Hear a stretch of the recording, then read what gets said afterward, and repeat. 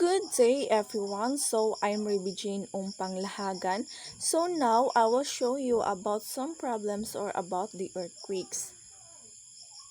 Why do earthquakes happen?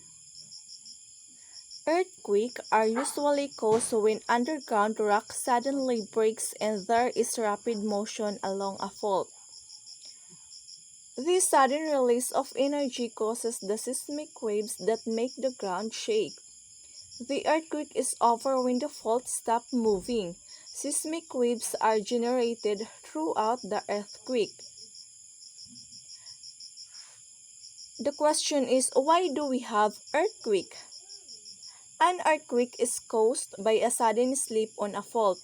When the stress of the edge overcomes the friction, there is an earthquake that releases energy in waves that travel through the earth's crust and cause the shaking that we feel.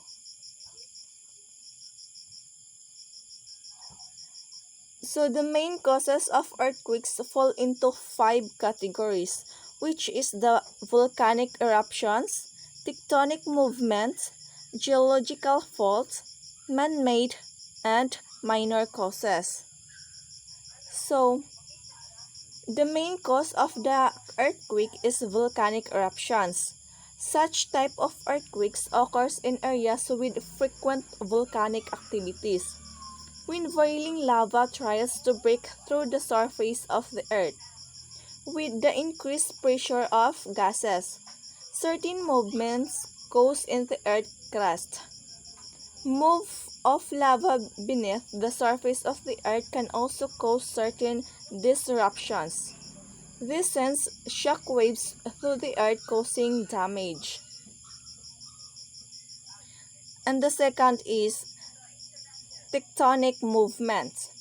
The surface of the earth consists of some plates, comprising of the upper mantle. These plates are always moving, thus affecting the earth crust. This movement categorized into three types, which is the constructive, deconstructive, and conservative.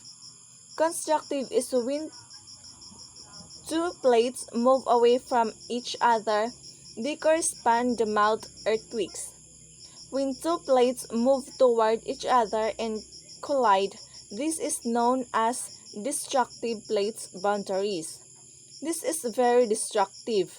Conservative corresponds to passing via plates of crust. Earthquake of this type of varying intensities. So, next is geological faults. A geological fault is known as the displacement of plates of their original plane.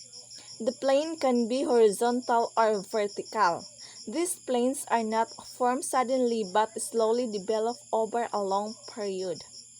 The movement of rocks along these planes brings about tectonic earthquakes. These faults occur due to the impact of geological forces.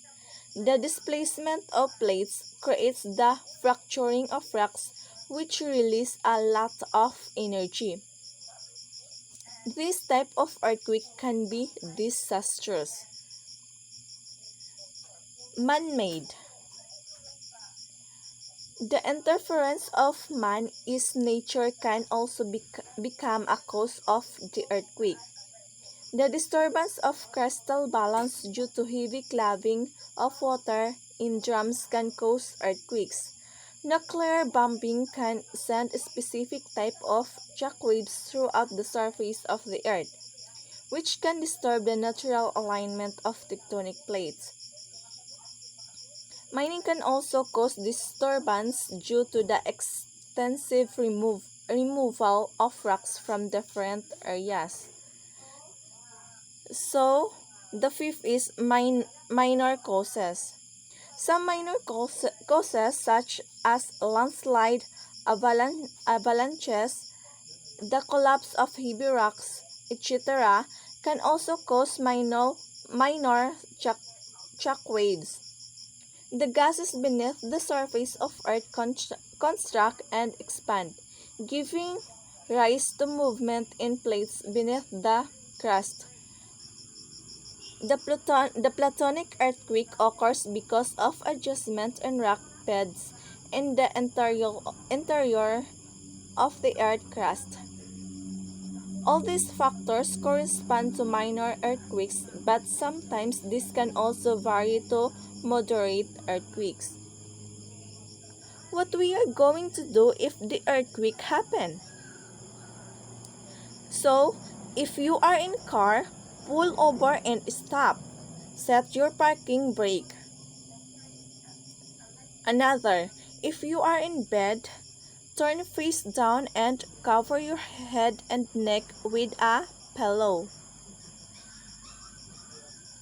If you are outdoors, stay outdoors away from the buildings. If you are inside, do not run outside and avoid doorways. So that's all, and thank you for watching.